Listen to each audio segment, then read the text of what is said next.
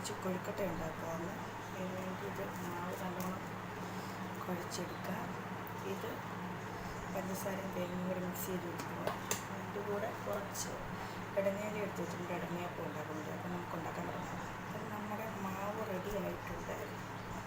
ഓരോ ഉരുളകളാക്കിയെടുത്ത് നമുക്കത് പരത്തി പഞ്ചസാരയും തേങ്ങയും കൂടെ മിക്സിങ് വെച്ച് കൊടുക്കാം.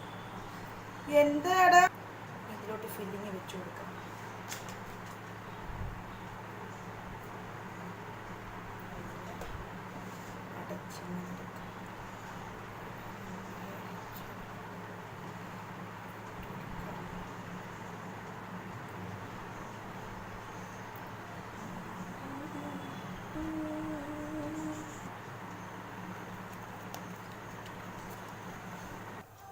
അങ്ങനെ നമ്മുടെ ഇത് അടുപ്പത്ത് വെച്ച് കഴിഞ്ഞ് ഇനി ഒരു 15 മിനിറ്റ് ആവിയിലിരിക്കണം.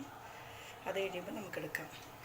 ചൂടുവെള്ളത്തിൽ കുഴച്ചാണ് മാവ് ഉണ്ടാക്കിയത്. അതുകൊണ്ട് അധികം വേവിൻ്റെ ആവശ്യമില്ല. ഒരു 10-15 മിനിറ്റ് മതിയാവും. അപ്പോൾ വെയിറ്റ് ചെയ്യാം. അപ്പോൾ